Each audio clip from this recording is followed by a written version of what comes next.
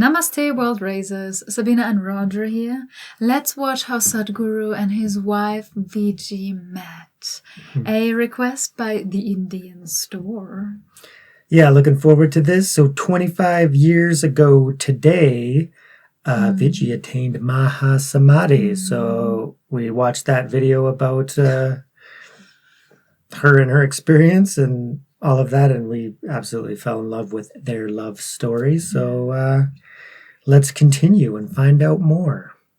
First of all, 25 years ago, 26 years ago, Vijji, my wife, she just came in front of me one day. Actually, it happened where it was some program happening, somebody else's program. I went there and they asked me for lunch and I went and sat down. I came in late, they were all eating and halfway down I went and sat down, on the floor, in rows they're sitting. I was sitting in this row, there was another row in front of me facing me and one more row facing away from me and another row facing me. She's in that row. By then she was already looking at me, beyond these two rows. I just looked at her for 2 minutes and then I started eating my sambar and rice. Sambar was good.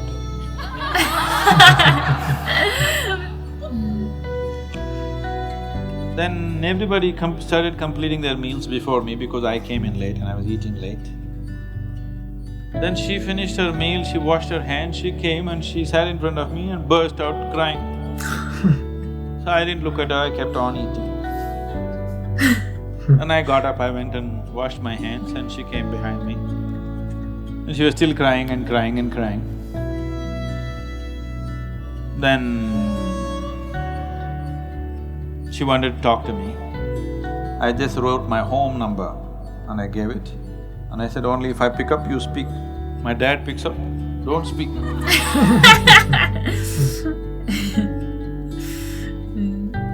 One day when we were talking, usually in the evenings, once my husband used to go to the pharmacy, we used to sit on the steps and discuss so many things. That particular day, he told me he met one girl, her name is Vijji, and I want to get married to her. So I told her, where is she, she's from, how does she look?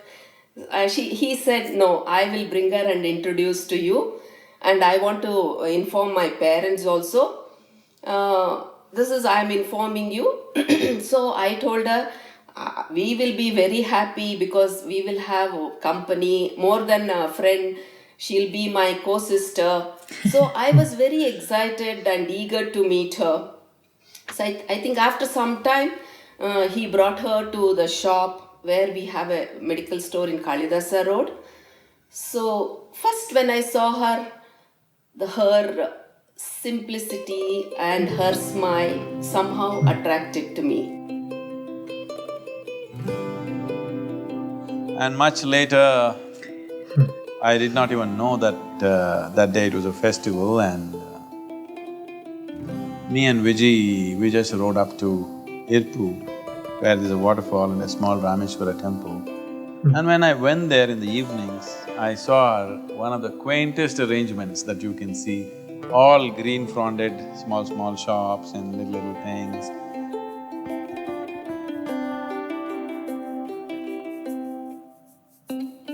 This pakumaram and these coconut fronds, using just that, all little shops just set up for the evening.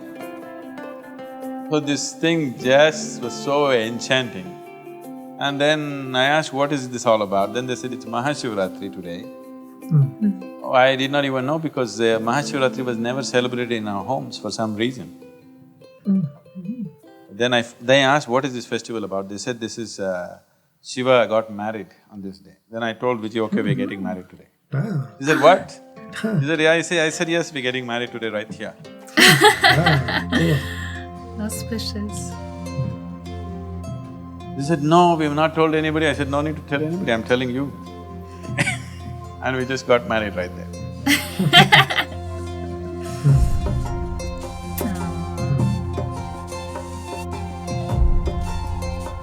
Yeah, they were always lovey-dovey couple, if I could use that term.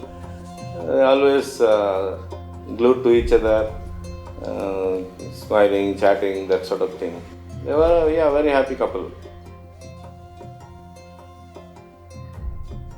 At that time, this is more or less how they lived. I mean, Sadhguru would spend some time in his farm, then he would spend half the month in his farm, another half the month he would teach a class either in Hyderabad or in Mangalore or Coimbatore or Tirupur or one of these towns.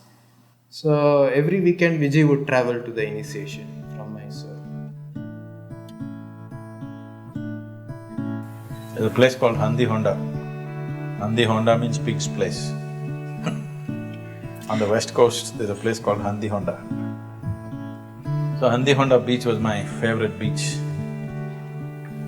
And I couldn't believe it when much later, after I was married, when I took Vijji to the ocean, she was what, 22 or something, and she had never seen an ocean in her life. She lived in Bangalore all her life, she had never seen ocean. And we just went and camped on the beach.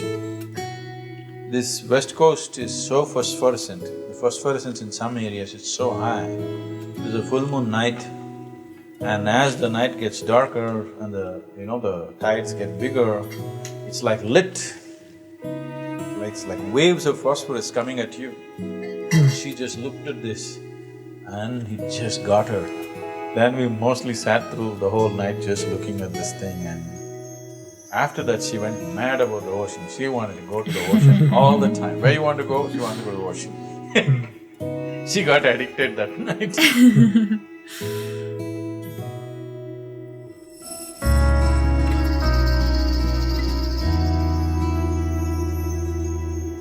I mean, whoever knew Sadhguru or Vijji, they always knew them as Jaggi and Vijji.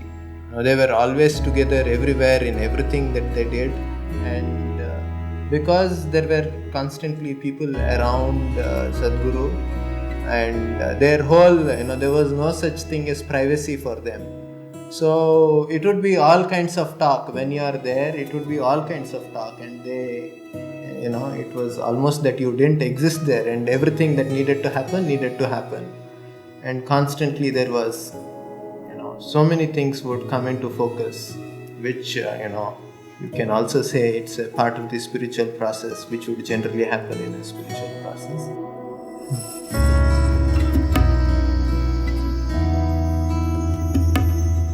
It has always been hard for me to explain to people about what Vijji is. When I say Vijji, I am not referring to her either as my wife or as a woman, even as a being. She has always been truly wonderful in my experience. But as many of you know, she is a person of very intense emotions. In her childlikeness, she never knew what should be expressed or what should be held back in a group of people. Whatever emotions were within her always found expression, irrespective of the situation. Now this Mahasamadhi, the ultimate aim of all spiritual seekers, she has attained. She has attained with such effortlessness and has proved her worth. To throw this life out of this body without injuring the body, it takes something else. One has to generate a tremendous amount of energy, which requires intense sadhana. She knew the methods to achieve this and she was working towards this. But at this stage, we never imagined that without my assistance, she will be able to generate the necessary energy. Anyway, she would have trodden this path, but the swiftness with which she has achieved this is too much. She made this possible with her love, probably the only thing she knew.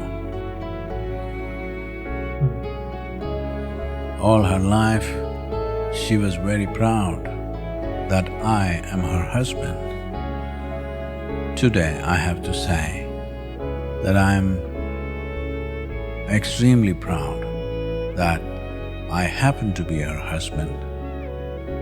And above all, this is all the intensity that you look for in every disciple around you.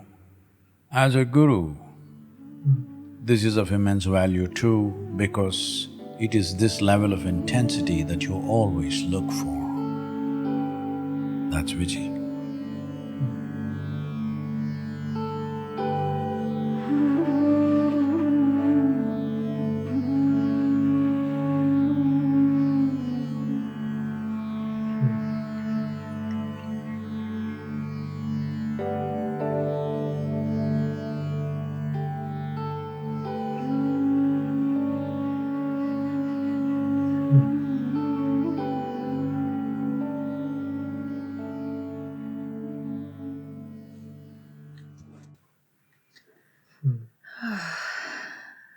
Luckily not as painful to watch as the other one.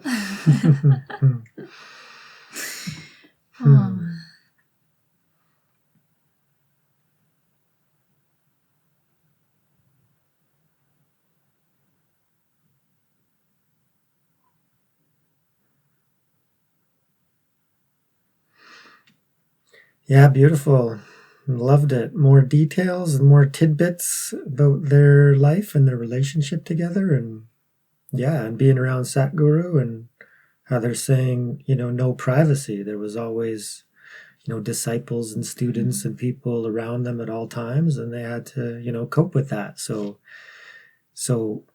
being that expression of intimacy, I think, and setting an example of what a spiritual partnership or couple, would be like, right? Yeah, and then Vijji just talking about the emotions and just being very emotional and having that sense of not holding anything back, and then just being expressive, because a lot of times we want to restrict our emotions in expressing that, but keep in mind that there's going to be good and bad emotions, but if we don't restrict them, then we're allowing, the good emotions to be that much more expressive and expansive, right?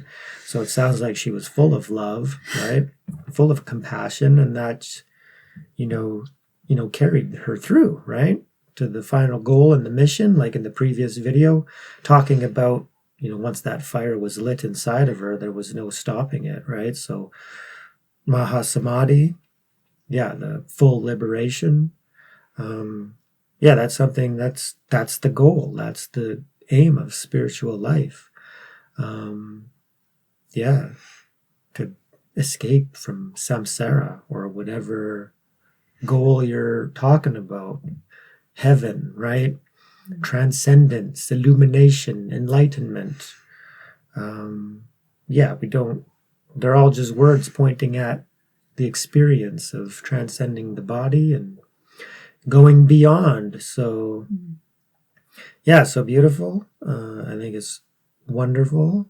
And then just Sadhguru's composure, and understanding the whole process, and, not wanting to restrict her practice and her spiritual liberation, right? So the more enlightened, beings, those who attain that, that remains within the collective field of human consciousness, right?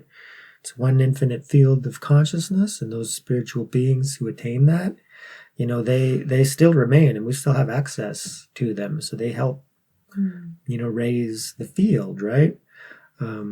Yeah, so truly wonderful. So if you are close to Mahasamadhi, go for it, right? Don't be scared. Yeah. May we all attain Mahasamadhi as quickly as possible for the sake of all sentient beings, and get out of the prison, the matrix, the ignorance, the veil of illusion, right? And let's see reality as it truly is: oneness, wholeness, allness, Yeah. Raise the world, project now. Because we're doing it. We'll do it if you guys do it. Oh. Well, Mahasamadhi. Oh. Yeah. Yeah, practice, right? So we're still practicing spiritual practices, getting into inner engineering, reading the book. Yeah. So the books from the masters. Care to say anything? No, I'm too emotional. So Sabina's emotions have done the talking for her. Yeah. She is very moved and touched. I can tell. So thanks so much for joining us. If you liked this video as much as we did, please hit that like button. Remember to subscribe. It really, really helps the channel. Let us know what you think down in the comments. And remember, raise yourself. And raise the world. Thank you so much, everyone. And a very special thank you to all our members. We love you. Peace.